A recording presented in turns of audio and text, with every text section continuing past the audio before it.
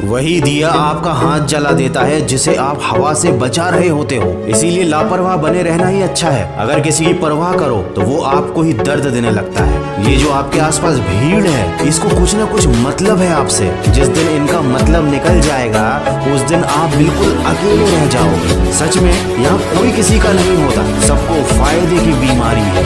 ये दुनिया स्वार्थ से चल रही है, सब मतलब की रिश्तेदारी है। दोस्त, यहाँ पर ना आपका कोई साथ देगा ना आपके साथ कोई चलेगा। इस दुनिया में आपको अकेले ही लड़ना है और अकेले ही संभलना है। कुछ ऐसे हो रहा है आजकल रिश्तों का विस्तार, जिससे जितना ज्यादा मतलब उससे उतना ज्यादा प्यार। आप किसी के लिए चाहे अपना वजूद भी दांव पर लगा दो, वो इंसान सिर्फ तब तक आपका है जब तक आप उसके काम के हो। जिस दिन आप उसके काम के नहीं रहोगे या कोई गलती कर दोगे, उस दिन वो आपकी सारी अच्छाइयाँ भूलकर आपको अपनी औकात दिखा देगा। किसी ने क्या खूब लिखा है, आजकल की मोहब्बत के कुछ यूं फसाने हैं जो जितना ज्यादा झूठा है लोग उसके उतने ही दीवाने हैं। मैं ये नहीं चाहता कि इन बातों को सुनने के बाद आप सबसे नफरत करने लग जाओ, लेकिन ये जरूर चाहता हूँ कि आप इस दुनिया की हकीकत को समझ जाओ, क्योंकि जितनी जल्दी आप सच को समझ जाओगे आपकी जिंदगी उतनी ही आसान हो जाएगी। दोस्त, जिंदगी में कामयाब होने के लिए जिंदगी में दो तरह के लोगों का होना बहुत जरूरी है। एक वो जो तुम्हें पीछे खींचता है और एक वो जो तुम्हें आगे बढ़ने पर मजबूर करता है। दुख की बात यह है कि आजकल सभी पीछे खींचने वाले ही लोग मिलते हैं। इसलिए खुद को आगे बढ़ाने के लिए आपको खुद को